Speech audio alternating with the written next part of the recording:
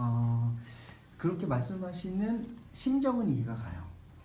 이론과 실천이 다르다라고는 심정은 이해가 가요. 왜냐하면 이론을 배워서 당장 실천에 써먹으려고 할 때 잘 안 되기 때문에, 그래서 이론과 실천은 다르다라고 이야기하는 심정은 이해가 가나, 그것을 부정하는 순간 그럼 못하러 배워요. 실천 따로 하고 이론 따로 하면 되는 거지. 그러면은 도대체 뭐가 잘못된 것인가 생각해 보면, 이론은 다는 아니지만 대부분의 이론은 써먹을 수 있어요. 근데 그 이론이 적용 가능한 범위가 거기에 맞는 이론의 용도가 다른 거예요.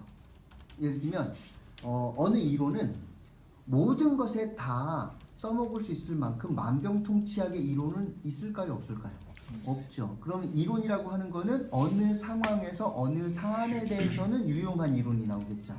그러면 그 이론이라고 하는 건 적용이 가능한 범위가 있고 적용이 불가능한 범위가 있을 수 있어요.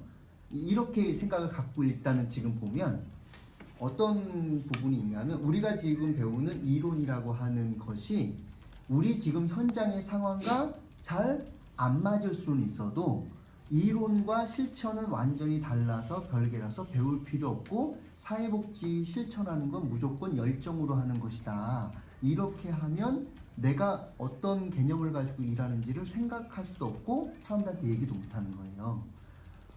이러면은 개념 없게 실천하게 돼요. 그럼 개념이 없는 거. 예.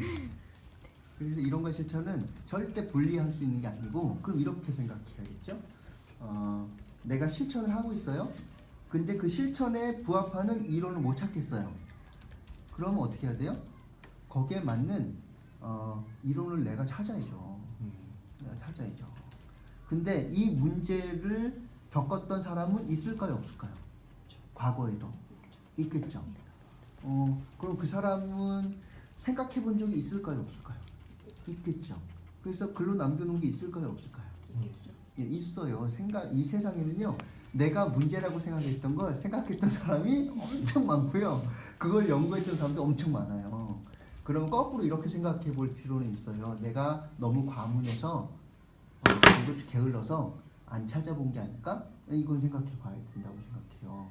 그리고 사회복지학 안에서만 찾아야 될까요? 아니면은 사회 전반의 다른 학문에서도 찾아볼 수 있을까요? 예. 빗대어 좀 정확하진 않더라도 그 논리 구조를 다른 학문에서도 갖고 와서 우리한테 접목해서, 그래서 조금 더 응용해보고 그렇게 접목해보고 하는 노력들도 우리한테도 필요하다고 생각해요. 그래서 이론과 실천이 다르니까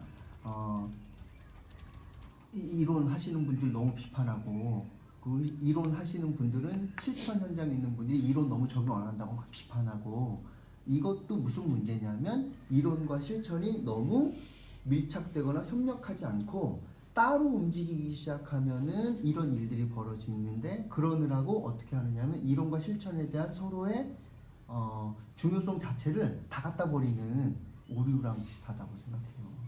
그래서 화나서 얘기할 수는 있지만 진짜로 그렇게 믿어버리면 이건 진짜 곤란하다고 생각해요.